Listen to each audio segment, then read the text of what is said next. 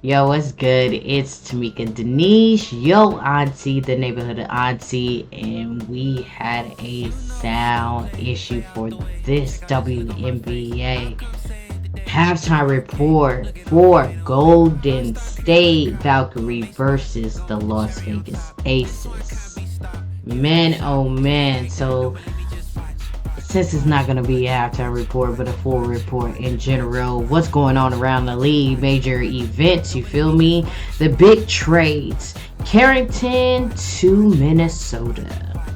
Ooh, that's going to shake up the league a little bit, but the Minnesota Leafs have acquired guard Dejounte Carrington from the Dallas Wings in exchange for Diamond Miller, Carla Samuelson, and a 2027 second round pick.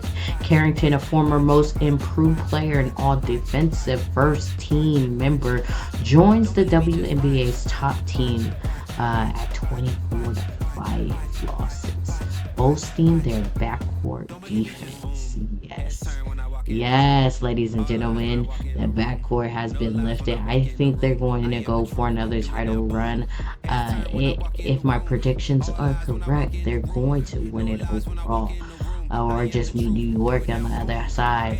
The rising scandal currently in the league is the Connecticut Sun sale. The Connecticut Suns were sold for a record $325 million, with plans to relocate the franchise to Boston. Now, the majority owner for Boston Celtics, they bought the squad. They're like, I'm gonna move them. I'm gonna build a facility, 100 mil, whatever the case may be. But that is not how the WNBA works. You just can't buy a team and expect to move them to wherever it is you want them to go. So,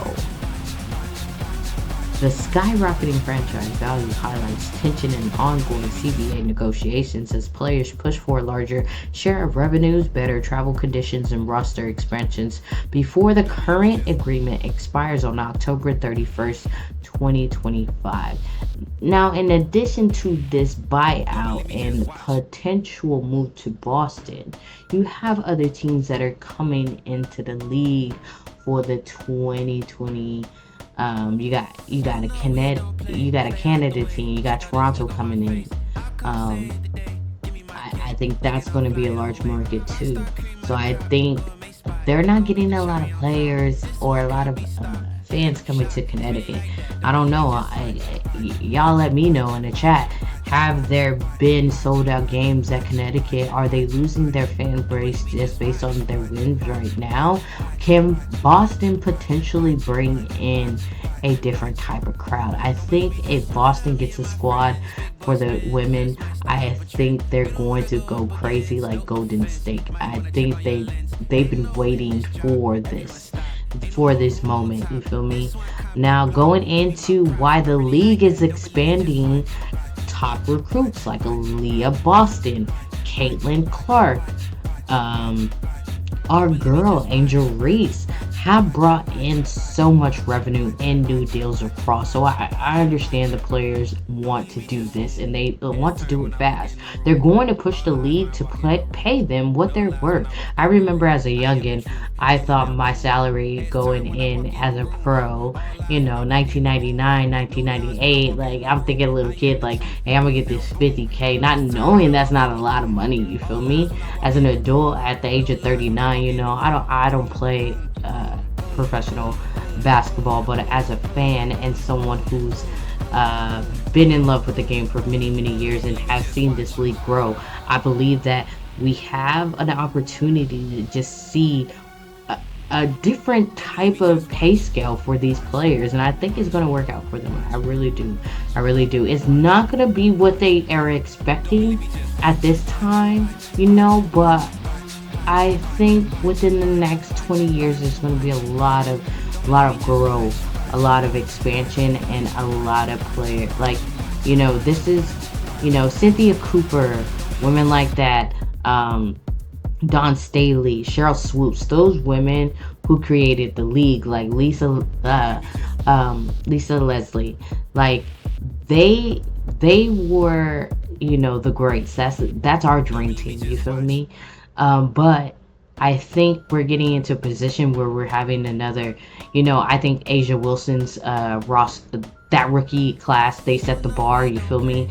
And then coming in, Angel Reese, Caitlin Clark, they're just setting more bars for those women to climb. And I'm sorry the voices don't match, I'm sorry in advance, but yeah, going into a feature performances like Paige Booker makes rookie history. Dallas Wings rookie has tied the WNBA record by reaching 400 points and 100 assists in just 22 games, matching the pace legend Cynthia Cooper had. So she's also set other rookie records within 20 games, 20 points, 5 assists, and 0 turnovers. Come on.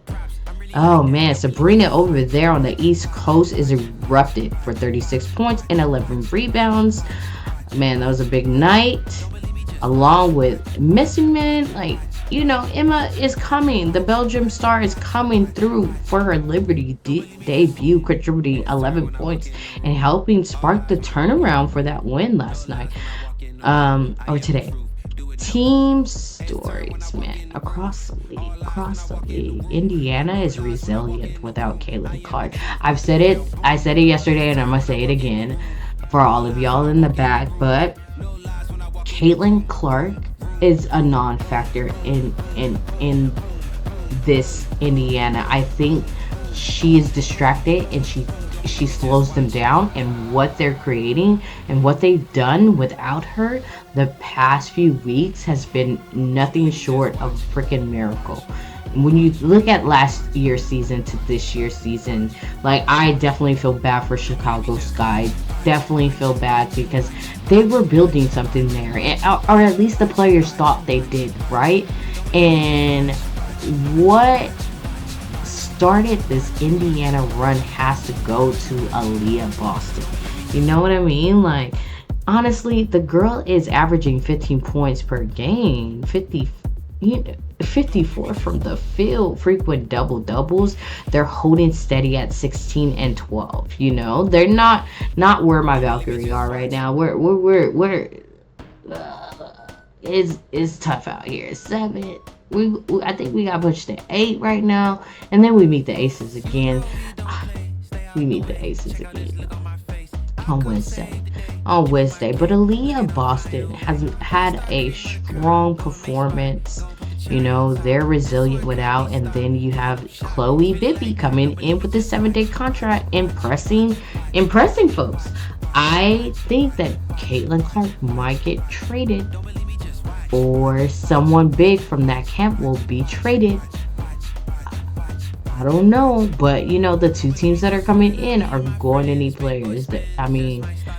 Man, I'm hoping D. Henny, that used to play for Lone, who's currently playing overseas, comes back to the league. They got drafted, got cut their first year, and hasn't been back. They've been playing professionally overseas, but I want to see D. Henny come back. I want to see them ball out. You feel me? That might also be a good look since she was drafted by them in the beginning, along with Caitlin Clark. Lynx injury. Napheesa Collier. Bro, the Lynx secured a dominant victory over the Aces yesterday, but man, during the third quarter, Collier had that ankle injury. I don't know if you saw that. But that ankle did some weird ass shit. And you'll see it. I try to explain it here too as well. But it's gonna be a little bit off again. I don't know. I was having sound difficulties. I plugged in the mic, and the mic was you gotta do some extra shit that I didn't even know how to do. So technology, learning as we go. You feel me? If you're new to this, true to this, if you haven't already subscribed, please do so. YouTube, really appreciate it. It does help out the channel. As someone who is a sports fanatic, I figured I'll throw Auntee's halftime reports in here too. We'll also go over, since I'm already on here, we'll more than likely go over the full game analysis. I got 4 minutes left on the clock here, but upcoming games. For those of you who are, I don't know. I don't want to get into this, but yeah, yeah, yeah. This already happened. This already happened, so it don't matter. Betting. I already said it. It was for some games that were before.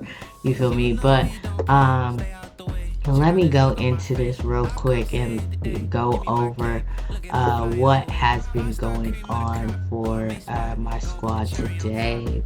GSV versus the Las Vegas Aces. Why I still have time, family. Why I still have time.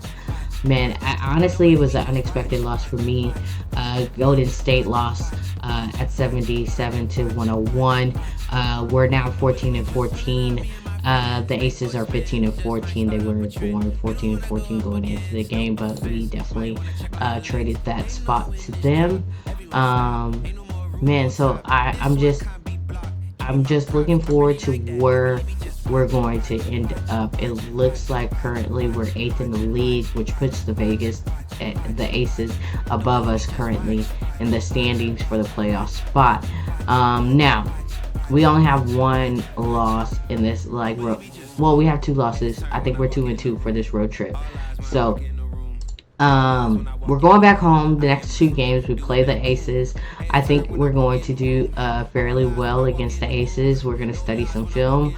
I believe that's the goal. I'm not the coach, but I think if you are going to be doing this game, you're going to have to be able to study film and just look at what we did wrong, what they didn't do wrong. I don't think they were expecting the two people to be out on injured reserve today. So we had Tiffany Hayes gone. They contributed a lot in the last few games. So, they're out with a leg injury. We have a couple of other folks that are out, including our all-star Kayla Thornton. So, it's just, hard times out here in the street for the Golden State Valkyries. But I look forward to, the next game. The next time we meet, however, is not during the weekday, but I'll see y'all again on Saturday on twitch.tv/Tamika Denise when we watch the Chicago Sky versus Indiana Fever. I don't think that Angel Reese will be playing this game. I don't think that Caitlin Clark will be playing this game. Honestly, if they lose, it really doesn't affect the Fever too much. It doesn't affect Chicago at all. They're not going to be moving anywhere other than not going to the playoffs. And then the Valkyrie play the Sparks on the 9th. So we'll be back here.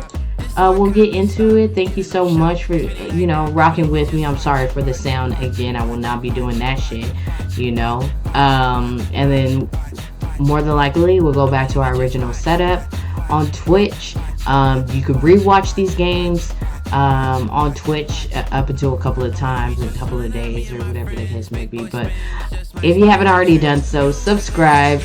I appreciate y'all so much for rocking with me and being patient. Peace.